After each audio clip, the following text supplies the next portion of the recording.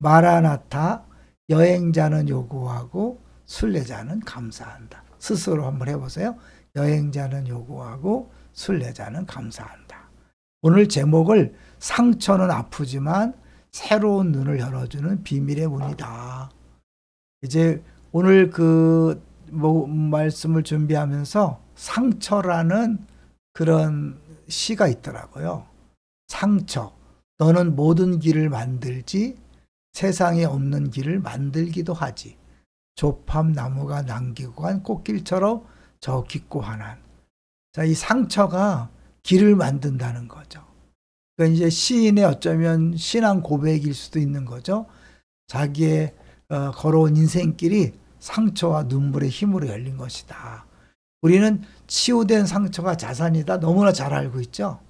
그런데 이제 오늘 제가 책세어 말씀을 듣다 보니까 우리 이상 목사 만일 하나님께서 우리의 모든 기도에 응답하신다면 이 우주를 다스리는 존재는 하나님이 아니라 우리가 될 것이다.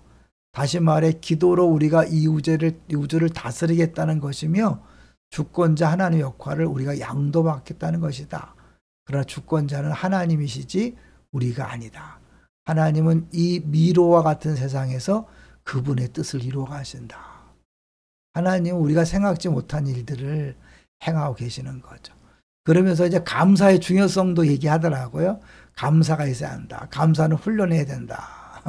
이제 하나님이 사실 자기 자신을 있는 모습 그대로 우리가 생각하는 것처럼 짠하고 나타내시면 사실은 놀라운 일이 벌어진 거죠. 왜냐하면 하나님이 자신의 능력과 영광을 그대로 드러내면 우리가 느끼게 될 두려움은 상상을 초월할 것이다. 그 두려움에 사로잡힌 나머지 우리는 그 어떤 자율권도 행사할 수 없을 것이다. 새벽에 자율권에 대해서 자세히 설교하는 거 들었죠? 그래서 하나님은 좀 더 모호하고 좀 더 명확하지 않은 방식으로 피조물들에게 자신을 드러내신다. 하나님이 안 계신 것처럼 보여도 자기 자신을 계속해서 드러내시는데 명확하게 드러내지 않는 것 우리를 위한 배려다라는 거죠. 이제 그 조각들을 우리가 발견할 수 있는 게 발견해야 되고 잘 해석해야 되는 게 중요하다. 그런 얘기죠. 이제 사실은 어제 그 김원주 선교사님을 환송하면서 같이 있는 시간이 좀 있었잖아요. 근데 그 인도네시아의 그 교회에 아주 철저하게 이슬람을 믿는 사람이 있었대요. 이 사람이 열심히 믿으면 믿을수록 구원의 확신이 없더라는 거죠. 구원이 없다는 걸 발견하고 이제 갈등하는 중에 예수님이 꿈에 나타났대요. 그래서 예수를 믿게 됐대요. 그러고 나니까 뭐 예수를 엄청 믿는 거예요. 왜냐하면 이쪽이 열심히 했던 분이니까 이 대상이 바뀌면서 엄청나 열심히 믿었다. 그러니까 주님은 지금도 그렇게 하실 수 있어요. 꿈에 나타나셔서 예수 믿게 할 수 있죠. 그런데 하나님은 모든 사람에게 그렇게 일하지 않고 사실은 대부분의 사람들에게는 우리가 인식하지 못하는 방식으로 우리에게 찾아오시고 말씀하시고 우리를 변화시키는 거죠. 사실 이 상처라는 부분도 우리는 대부분 어려움을 당하면 하나님이 그때 살아계시다면 왜 안 막아줬는가? 왜 그 어려움을 당하게 했는가? 이렇게 많이 불평하잖아요. 근데 하나님은 그걸 통해서 우리를 바꿔 가시는 거죠. 그래서 세 가지를 한번 보면요. 먼저 이 상처가 진실을 보는 눈을 열어주는 거죠. 욥기에 보면 욥이 내가 이전에는 귀로 들었다. 그런데 이제는 눈으로 본다 고백하잖아요. 그러니까 욥은 그 고난, 상처를 통해 하나님에 대한 지식이 이제 진정한 머리가 아니라 가슴으로 하는 신앙으로 변화된 거죠. 두 번째는 공감하는 눈을 열어주는데요. 고린도후서 1장 4절에 보면 우리가 많은 환난을 당했다. 그래서 위로를 받는다. 근데 우리가 받는 위로로 또 다른 사람, 고난받는 사람을 위로케 하신다. 그러니까 결국 상처는 나를 위로의 사람, 공감의 사람, 중보의 사람으로 빚어내는 거죠. 저도 말씀드렸잖아요. 제가 방사통으로 고생하고 그 잠을 못 자는 고통을 겪으면서 성도들을 이해할 수 있었다 그랬잖아요. 그러니까 공감하는 눈을 갖게 되는 거죠. 세 번째는 믿음과 영혼을 보는 눈이죠. 성경에 보면 현재의 고난은 장차 나타날 영광과 비교할 수 없다. 그러면서 현재의 고난 때문에 영혼을 사모하게 되고 영혼을 바라보게 되잖아요. 그러니까 믿음의 눈은 상처 너머를 보게 하는 거죠.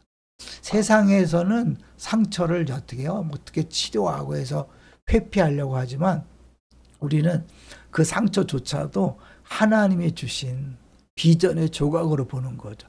왜냐하면 그 상처 때문에 우리가 누군가에 관심을 갖고 또 어떤 영역에 관심을 갖고 집중하는 거죠. 이 우리 킹 오브 킹스를 만드신 감독님을 보면 자기가 이제 이쪽 만화 영화 3D 이 만화 영화에는 워낙 전문가니까 자기는 작품에 대해서는 걱정하지 않았대요. 작품성에 대해서. 근데 이제 과연 이 사람들이 이런 주제를 했을 때 사람들이 그걸 과연 보겠는가? 그런 것 때문에 많이 걱정을 했는데 본인은 이제 이걸 하면서 제일 걱정은 혹시 성경에 어긋나는 내용을 자기가 담을까 봐 걱정했지 그건 걱정하지 않았다는 거죠. 그러면서 10년간 걸려서 했는데 하나님께서 나중에 뭐 하다 왔어라고 물으면 대답할 말을 갖기 위해서 했다는 거죠. 사실 이제 우리에게 주어지는 모든 상처를 복음의 렌즈로 다시 보는 거죠. 왜냐하면 진짜 상처받은 분이 누구예요? 예수님이잖아요. 예수님이 이사야 53장에 보면 채찍에 맞음으로 우리가 나음을 입었다. 그분이 채찍에 맞아 상처받고 상에 찔려서 상처받았는데 부활하신 후에도 그 상처를 도마에게 만져보라고 하잖아요. 부활하신 다음에도 그 상처는 없어지지 않았습니다. 이 말은 뭐냐면 상처가 결코 나쁜 것이 아닌 거죠. 그것은 결국 하나님께서 일하심의 증거요. 또 하나님에 대한 우리의 사랑의 표현일 수 있는 거죠. 이제 우리가 이렇게 선포했으면 좋겠어요. 자, 좀 옮기고요. 옮기고 볼게요. 사랑하는 여러분, 주님은 여러분의 상처를 외면하지 않으십니다. 그분은 이미 상처받은 하나님이시고 오늘도 그 상처난 상으로 여러분의 마음에 손을 얹으십니다. 그리고 말씀하십니다. 두려워 말라. 내가 너를 고치리라. 우리가 어떻게 보는가가 중요하고 어떻게 정의하는가가 중요하거든요. 그래서 심지어 이제 그 말함, 봄과 보는 것과 말하는 것 사이에 그런 이제 어려움이 뭐냐면 말할 때 이제 어떻게 보면 그게 살해한다는 거죠. 이거 재미난 표현을 한번 같이 잠깐 나누기 좀 어려운 말이던데요.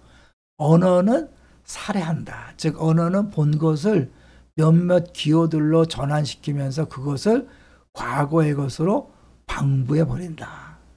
한참 묵상해 있는데요. 우리가 언어로 말을 옮기는 순간 진짜가 아니라 어떻게 보면 그거를 죽여버린다는 거죠. 근데 이거는 이제 어떻게 보면 눈에 보이는 것을 우리가 어떤 말로 정리하냐에 따라서 그것이 그렇게 만들어진다고 해도 과언이 아닌 거죠. 상처를 상처다, 아프다고만 계속 얘기하면 아픈 것으로 끝나죠. 근데 치유된 상처는 자산이다. 모든 상처도 하나님 주신 비전의 조각이다. 또 예수님이 먼저 상처를 입으셨기에 우리를 잘 하신다. 이렇게 상처를 다른 눈으로 보고 다르게 정의해서 말하는 순간 달라지는 거죠. 오히려 그 상처 때문에 우리는 새로운 길을 여는 거죠. 새로운 눈이 열려지는 거죠. 또 새로운 사람을 얻는 거죠. 그런 의미에서요. 이제 더 이상 상처 때문에 아파하지 마시고 그 상처를 허락하셔서 상처를 통해 일하시는 주님에게 집중하십시오. 그리고 그 상처를 통해 우리에게 보여주신 길을 뚜벅뚜벅 믿음으로 걸어감으로 좀 하나님께 영광, 우리에게는 아하, 이래서 하나님이 그걸 허락하셨구나라고 고백하는 간증의 주인공들 다 되시기를 주의 이름으로 축원합니다. 할렐루야.